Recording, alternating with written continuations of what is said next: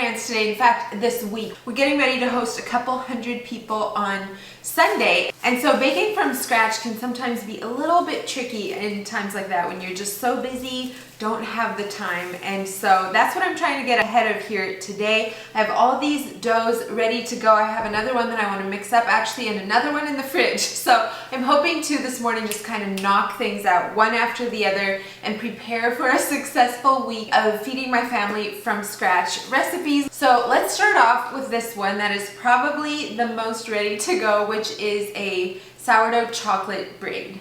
It's delicious. Actually gonna start it over here by the stove. I have some of this Lily's dark chocolate baking bars here.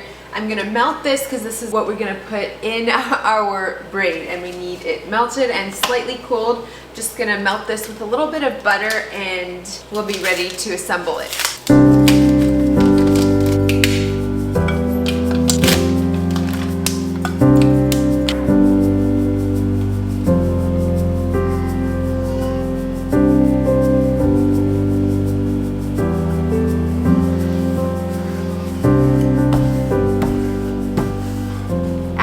Melted chocolate is looking good. Just trying to cool it here a little bit before I spread it over the dough.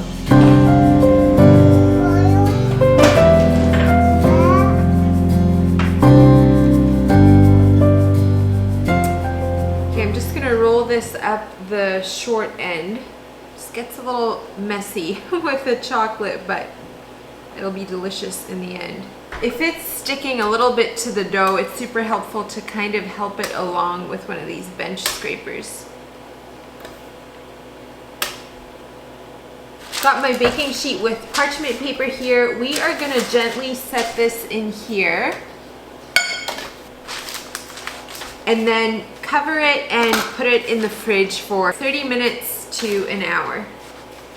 This is where I love the system of using all my sticky notes on my things to remember what they are, because I have a lot of different doughs going that look similar, but also when I'm popping this in the fridge, I don't need to keep it in my mind what time it's ready. I'm just gonna look at the time and then write the time that this is ready to go. When it's in the fridge, it's not time restrained so much, so you can be a little more flexible, but this way I could just easily pop in there and see if we have reached the time yet where it's ready to go. I fed my starter last night because I have been itching to make sourdough croissants, and yes, it does take a couple days to make croissants, but it's not that much work. Most of it is just sitting in the fridge. So I thought, I mean, we need a little treat on busy weeks too, right? So I'm gonna mix that now and then it'll be ready in 2 days, I guess. So I'm gonna start that process quickly this morning too.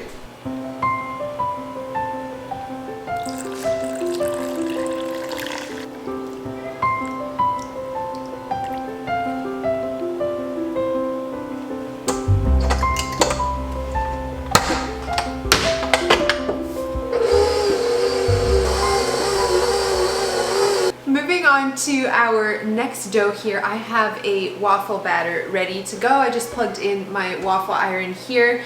These are so good reheated even later, although I feel like I should have made more because this will probably all be devoured for breakfast, but nonetheless, we are still feeding my family and they will enjoy it, whether it's today or if there's any left over for future breakfasts. A big key for me in not feeling overwhelmed in the kitchen, especially when it's so busy or I'm doing these big bake days, is to keep up with dishes as I'm working. So I'm just waiting on my waffle iron to heat up here, so I'm cleaning things that I no longer will need. Reuse same pots and pans, just wash them, bowls, that kind of thing. Putting things away as you have little pockets of time like that. Instead of picking up my phone or something like that just to work on quickly putting away what I can, just makes the end of the day or the end of the baking feel a lot less overwhelming and makes me want to do it again. So I know a lot of you are bakers as well, like to make food from scratch. If you have any tips to share with the rest of us, please leave those in the comments below. I would love to also learn from you little tips and tricks to make really our time in the kitchen just flow that much smoother. So if you are looking for tips and tricks, make sure you also read those comments down there and we can all kind of help each other out with that.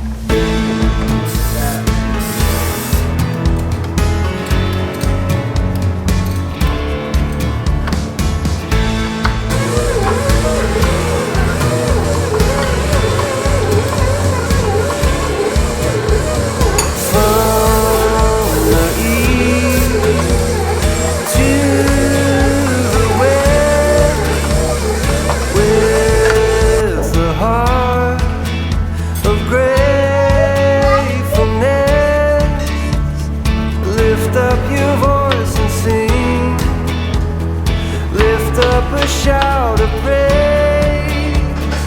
Oh, there's only one name. We lift up a shout, we lift up a shout. Oh, together we sing, we lift up a shout, we lift up a shout of praise.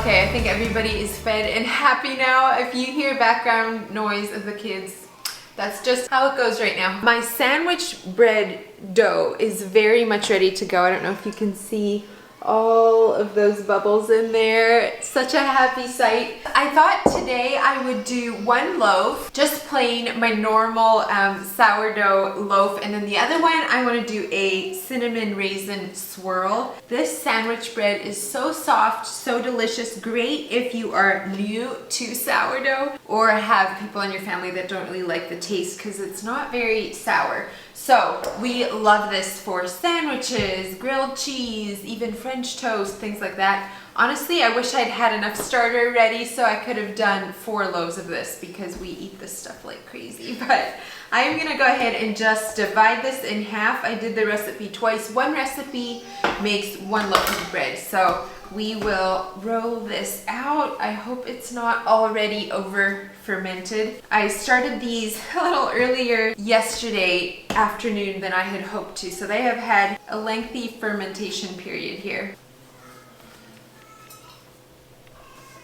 All right, now we'll take my other half of the dough here. We'll do the same thing, kind of spread it out. And then I'm gonna actually dab a little, or spread, I should say, a little butter on here.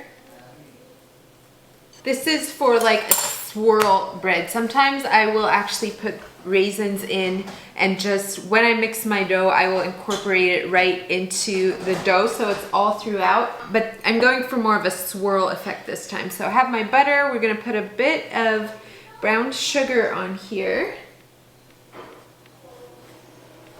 And then some cinnamon. And then of course the raisins. Then we'll roll this up similar to a cinnamon roll. Pull it tight. Our cinnamon loaf is a little fatter than the plain one. A couple of you were asking why I poke my bread with a fork before I let it rise, and the reason is so that the air bubbles come out. So later when you slice your bread, sometimes you have these big gaps and holes throughout the slices, and that's because there's air bubbles trapped in them. So poking it with a fork just eliminates that and makes for a nicer slice later.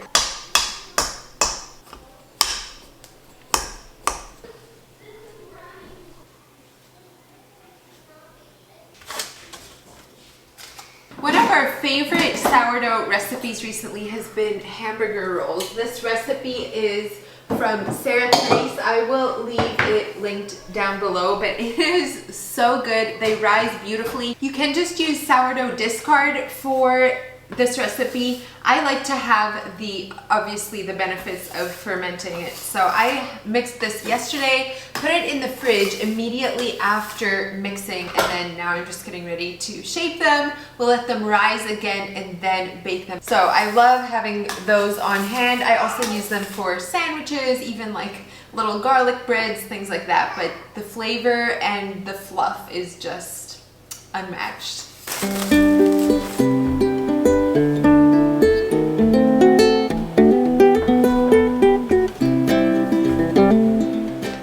Weigh out all these pieces to get perfectly equal sizes. I just kind of eyeball it and call it good.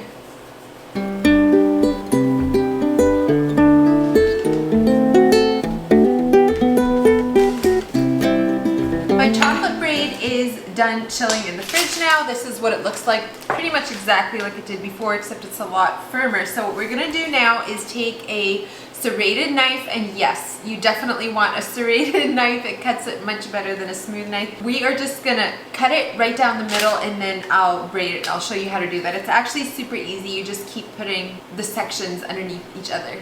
So I'm gonna start right about here. So I'm not going all the way to the end. You wanna leave just the tip there still attached. Actually gonna hold off on this. I did cut it like this, but my chocolate is very firm. It ended up being in the fridge probably closer to 2 hours. And so I'm gonna just let this sit at room temperature a little bit to soften the chocolate. I could braid it now and it might still crack a little bit when I braid it later, but right now we would really be cracking up all of the chocolate. So I'm gonna let this sit just a little bit to give that chocolate a chance to soften just a little. Okay, so we're just going over and under. My chocolate is still pretty firm, but we are just gonna do the best we can here. Okay, over and under again. And then the end two pieces, I'm just gonna tuck underneath and then pinch together. I also like to take this other end and just kind of turn it inside out. And then I have some softened butter here. I'm just gonna take that and kind of brush that on here, and then we will set it out to rise for, I don't know, 30 minutes to an hour, or just till it looks really puffy, and then it will be ready to bake.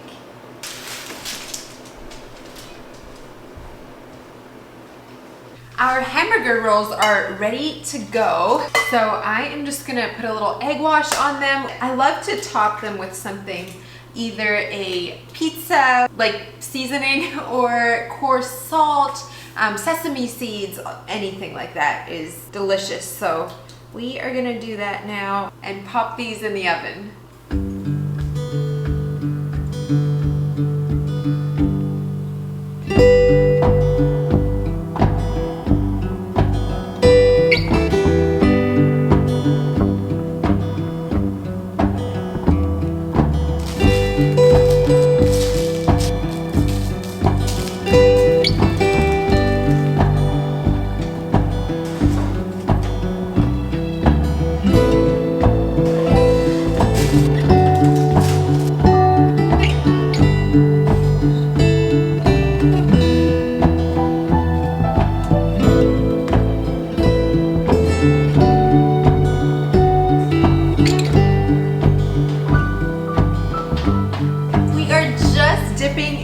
Apple season here in Pennsylvania, and oh my goodness, I am so excited.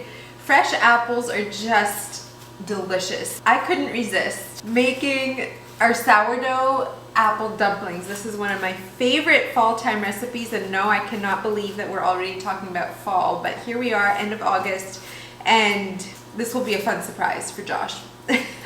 He loves these, the kids love these. I make them with my sourdough pie crust. I'll have that recipe again for you in the comments below.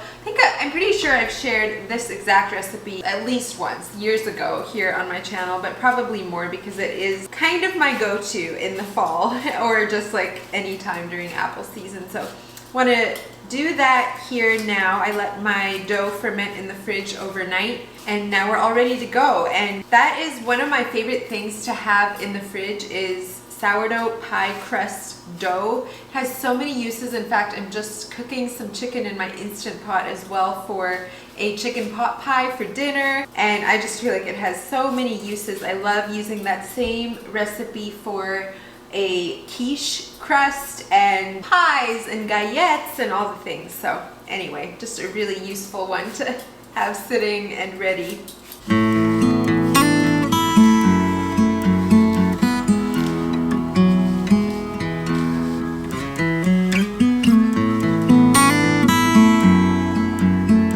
Alright, I am just mixing together some brown sugar and some cinnamon. We are going to put some of this into the cavity of these little apple halves now. And then I just like to have my chunk of pie crust here. I just pull off, like pinch off, a little piece like this and then just kind of smush it around the apple. I don't roll it out. This is quick, it's easy, and it works. So we are going to do that next, put it in the pan, and then make our sauce.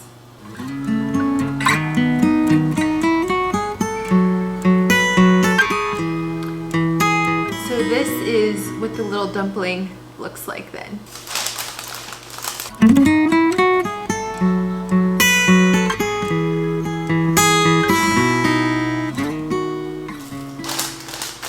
the sauce for the apple dumplings, I'm gonna mix 2 cups of maple syrup and then 2 cups of water and some cinnamon, and then we'll let that boil for 5-ish minutes and then pour it over our dumplings and bake them.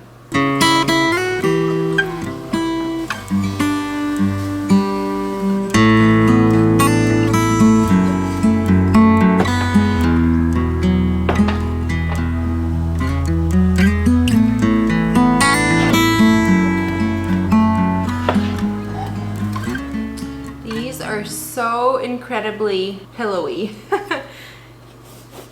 Whip up some burgers here for lunch. A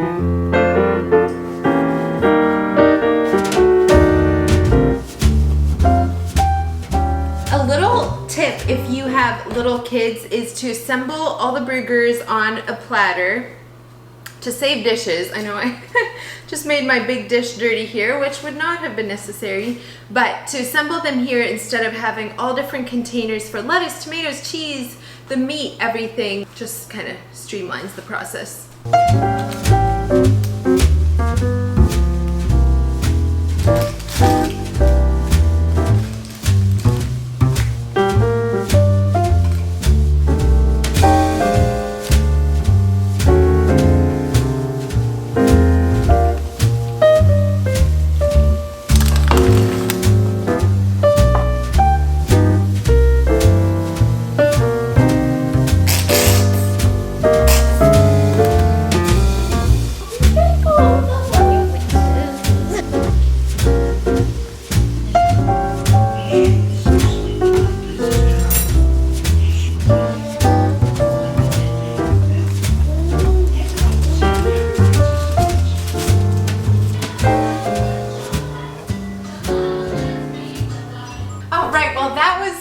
Thank you so much for joining me in the kitchen today. It is noon, which means that I need to go tackle some more things outside. So thank you so much for joining me today. I hope you were inspired, and I'll look forward to seeing you next time. Bye, friends. Golden, golden days.